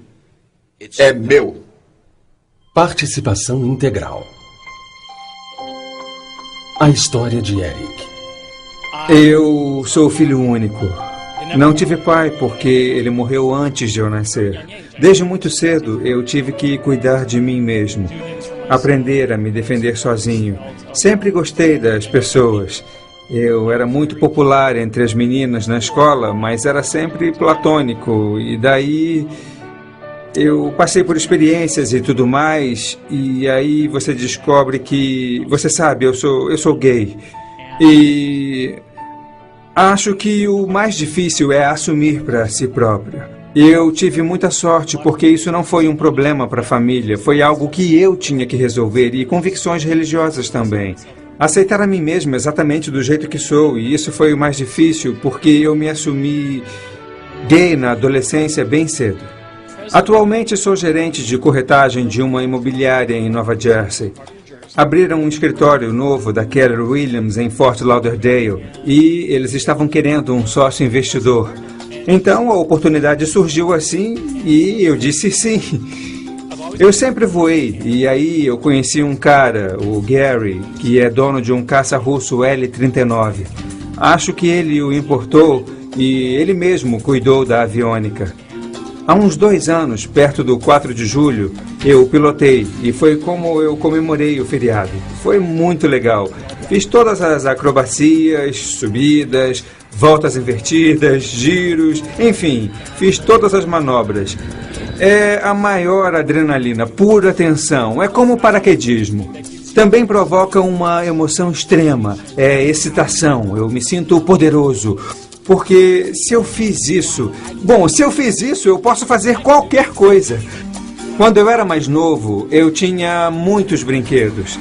Quando amadureci, eu passei a valorizar as experiências e o tempo que eu passo com as pessoas, porque as coisas não duram. Elas dão um prazer momentâneo, mas desaparecem. Para quem está de fora, minha vida parece fácil. Eu faço ela parecer fácil porque eu tento incorporar Trabalho com prazer. Eu nunca deixei de agradecer pelas coisas e as pessoas que tenho em minha vida. Trata-se de trabalhar junto, formar um time, uma rede e garantir que aconteça. Participar, se movimentar. Participação integral. É a última parte do relacionamento. Participação integral. O que significa? Significa que quando você sai da cama de manhã, já está na ativa. E quando vai para a cama à noite, está exausto. Por quê? Porque você joga com tudo. Joga sem nada a perder. E, na verdade, você não tem mesmo nada a perder. Porque, como falei antes, ninguém sai vivo deste jogo. Então, se não posso sair vivo do jogo, quais são minhas opções? Jogar com tudo. Totalmente responsável. Como origem, criando do nada. Ir fundo 100% ou se restringir. Garantir que não vai cometer erros. Estar certo. Ser condescendente, julgar, isolar-se e não se relacionar. Essa resposta não é difícil para mim. E acho que para você também não. Eu acho que quando nos importamos e nos engajamos com tudo na vida, participamos fundo da vida. E aceitamos nos arriscar, fazer coisas que possam parecer incômodas, como falar com estranhos. Faz muita diferença para eles e ainda mais para a gente. São pequenas coisas, como se dispor a falar com um completo estranho numa mercearia. É uma coisa tão pequena, mas você nunca sabe a diferença que vai fazer para outra pessoa. E esse sentimento de satisfação por ter feito isso é incrível. A história de Michael. Eu possuo um abrigo para os sem-teto em Las Vegas, que começou com um amigo meu. Ele é um cara rico, que sabia muito bem da importância de retribuir. Ele falou para mim que já tinha tanta coisa e gostaria de interagir com os sem-teto. E também ele queria fazer a parte dele. Fazia muito calor em Las Vegas, então fomos levar água até uma área onde os desabrigados da cidade se concentram. Então o que nós fizemos foi levar um caminhão cheio de água, meias e essas coisas que ajudam as pessoas. E enquanto oferecíamos a água e interagíamos com eles, aí uma família jovem se aproximou. E eles não deviam ter mais de 20 anos de idade. E eles tinham 3 filhinhos pequenos. Estava fazendo 46 graus e estavam completamente vestidos, inclusive com casacos. E os casacos estavam sujos. As crianças estavam sujas. Aquela interação foi difícil. Mas eu acho que existe o que extrair daí. E eu acredito que as pessoas devem purificar das emoções. Então, porque eu estou preocupado, porque eu estou emocionado com aquela interação, isso é o máximo. Porque o que há nisso para mim? O que há em tudo isso que me emociona? E o que é que isso vai me levar a fazer? Eu usei a emoção dessa experiência para me incentivar a construir essa fundação.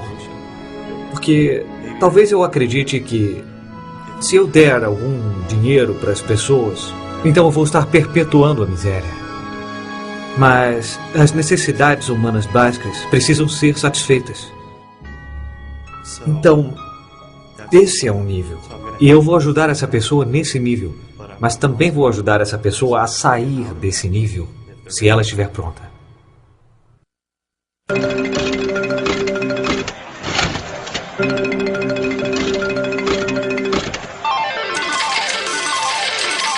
As pessoas perguntam sobre o poder do pensamento positivo. Esse poder é válido desde que você tenha uma intenção. Se você tem um pensamento, não quer dizer que isso vai te levar a algum lugar. Pode ser só uma nuvem passando. Mas se você puser uma intenção, se dirigir esse pensamento, É aí que começa a ativação. E quando age sobre esse pensamento, é quando você o ativa. Ficar aí sentado pensando numa conta de banco, quando você não tem um trabalho que renda o suficiente para que você pague as suas contas, provavelmente não vai gerar abundância financeira. Alguns dizem que basta focalizar em algo e uma mágica acontece. Mas é preciso focalizar de modo a que possa agir como deve ser. E aplicar toda a sua energia nisso. Você tem que agir. Olha, a sequência é ação, resultados. Sem ação, sem resultados. Eu confesso que não conheço muitos casos em que só de pensar, ou seja, apenas ficar sentado pensando, fosse resolver alguma coisa. Eu sei porque já tentei isso. Eu pensei no que queria que acontecesse com muita força. Cheguei a ficar obcecado. E eu não vi qualquer movimento para que alguma coisa acontecesse. Agora, por outro lado, quando falo ao telefone, quando uso e-mail, quando eu pego o meu carro e vou ver as pessoas e começo a falar sobre o que eu quero, falo em como tal coisa é uma ótima ideia e começo a ouvir suas opiniões sobre o assunto, mostro meu entusiasmo, é aí que vejo as coisas se movimentando bem rápido. Conhecimento é inútil, a menos que a gente use ele. Então, quando obtiver um conhecimento, descubra como usar e ponha em ação. As pessoas que sabem o que fazer com o conhecimento sempre têm sucesso. Só conhecer uma coisa não adianta, tem que saber o que fazer com o que se conhece. Você pode ser uma dessas pessoas que está sempre em ação. Mas ação e ação e ação sem uma visão é apenas desperdício de energia, é só movimento. Isso não vai levá-lo a lugar algum.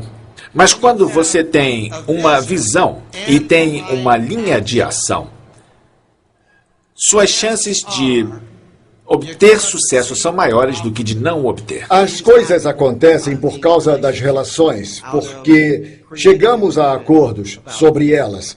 E algumas pessoas são craques em fazer isso naturalmente. Algumas têm que se esforçar, a maioria tem que se esforçar. Assim que você entende como funciona, você deve jogar conforme as regras. Então você precisa praticar, até que seja como respirar para você. Aí não pratica mais. É como andar de bicicleta. Se você sabe andar de bicicleta, vai levar um tempo até conseguir a distinção chamada equilíbrio. Mas assim que o atingir, está feito. Pode ficar sem pedalar por 10 anos, mas se eu lhe der uma bicicleta, você vai andar nela. Talvez precise treinar até ficar bom mesmo, mas você já tem a distinção. Quando eu pratico alguma coisa, tanto que até faça parte de mim, faça parte do meu corpo, seja parte de quem eu sou, eu posso relaxar.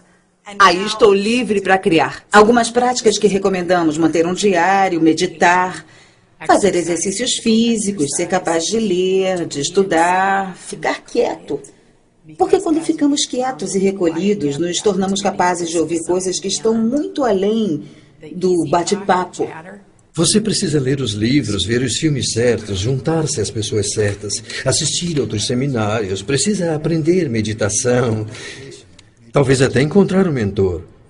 Mas isso é uma mudança de direção, é um foco todo novo. Eu acho que isso é uma coisa muito pessoal. Bom, quer dizer, desde a própria visualização, ver o que você quer, escrever sobre isso, ser detalhista quanto às características, às atitudes, às experiências que quer viver. Algo como cortar figuras e criar um mapa ou um quadro daquilo que você quer. Quanto mais claro estiver aonde quer chegar, seu objetivo, mais fácil será pôr em ação. Eu tenho certeza de que alguns de vocês aí podem estar pensando assim: espere aí. Eu não quero ser o autor da minha vida, o criador da minha vida. Deus é o criador da minha vida. Uma coisa que pode ser confusa neste momento é responsabilidade pessoal. E quando dizemos responsabilidade pessoal, não estamos dizendo que Deus não é todo-poderoso. Apenas dizemos que dentro disso tudo, nós somos responsáveis. Digamos que há algo no universo. Chame como quiser. Se Deus for um pouco demais, tudo bem. Mas há algo neste universo que dá vida a tudo neste planeta. O que é isso? É Deus, é um espírito, é tudo. Digamos que você saia agora daí, colha um morango e morda esse morango. Foi você quem fez isso? Não. Mas há alguma coisa em ação que faz com que tudo esteja aqui, que eu e você possamos interagir aqui neste momento. E esse trabalho de transformação é grande parte disso. É reconhecer que isso existe, o que é essa força, o que é esse poder. E o próprio nome de Deus em si. E se nos deixarmos levar por isso, vamos tirar nosso próprio poder. O mistério divino expressa sua essência em nós. E o que olha para mim através dos seus olhos e o que olha para você através dos meus olhos é a mesma coisa. Se eu penso em Deus, não penso num cara de cabelos longos e uma luz aqui atrás. Esse não é Deus para mim. Quando eu penso em Deus, penso na unidade da energia. Isso é Deus para mim. E isso encaixa. Eu posso relacionar religião com espiritualidade, com física quântica, com física einsteiniana, com medicina. Está tudo misturado. Basta ver como se relacionam. Olha, tem uma coisa interessante nisso. É o inominável. Qualquer nome dado vira uma limitação. Acontece a mesma coisa com você, não importa o seu nome. Claro que você tem um nome. Billy, Joe, Sam, Bárbara. E isso não é o que você é só o seu nome. Mas sempre que você disser eu sou isso, você estará se limitando. A autoajuda tem a má fama de ser extremamente narcisista. Tudo é sobre mim. Talvez seja verdade. Mas agora o que eu quero falar e vou falar é sobre você. Sobre você ser realmente para todo mundo.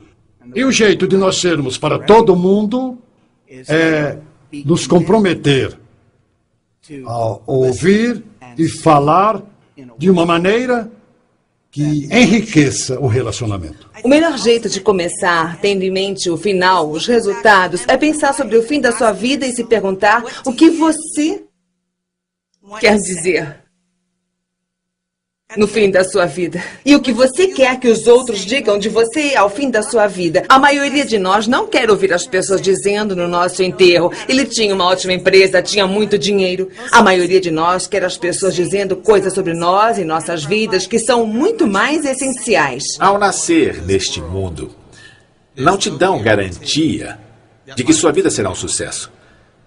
Não há garantia de que quando entrar no palco da vida, a plateia estará aplaudindo. Então, arrisque tudo. Divirta-se. Aventure-se. Explore. Experimente. Indague.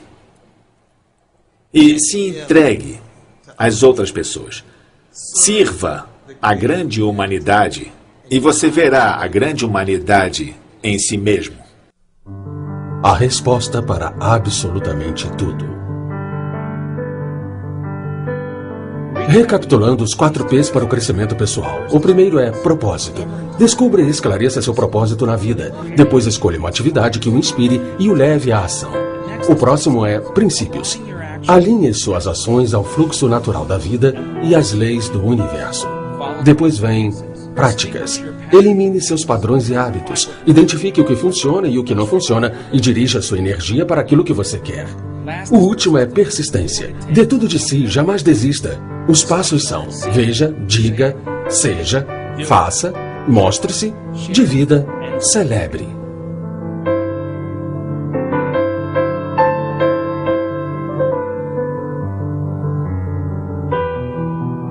A resposta para mim é confiança e entrega. A resposta para mim é ame o mundo, ame as pessoas à sua volta indiscriminadamente. A resposta é que não tem resposta. Cada pessoa tem a sua própria. A resposta definitiva é amor. Talvez a resposta seja... Você está disposto a estar na pergunta? Está nas questões que você persegue e a resposta é você. Você tem que ser a resposta para si mesmo. Eu acho que a resposta deve ser transforme-se e cresça. Cresça consistentemente. Crescimento existe em abundância. Amar. Amar é a resposta. Qual é a resposta? Não há resposta. Mas quero dizer uma coisa. Na verdade, a resposta é conhecer a si mesmo.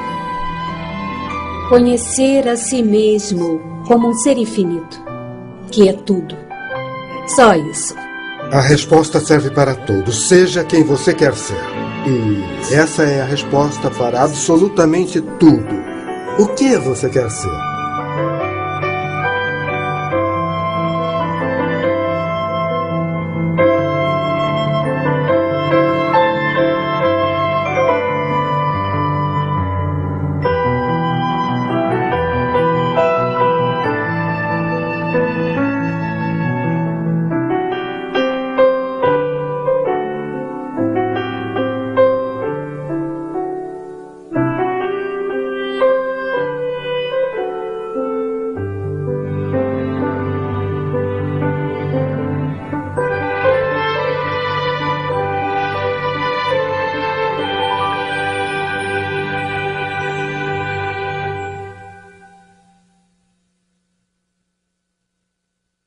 Dê de presente a resposta para todos na sua vida. Há inúmeras maneiras de partilhar a mensagem. Além de DVDs, temos folders, postais e outros produtos disponíveis em gettheanswer.org. Mantenha a força de A Resposta viva na sua vida. Organize seus próprios encontros, reuniões de pessoas compromissadas a se ajudar e a praticar os princípios explorados no filme. Acesse o endereço na tela para ver dicas sobre como abrir o seu próprio grupo de discussão e para outras ofertas limitadas. E lembre-se, você é a resposta.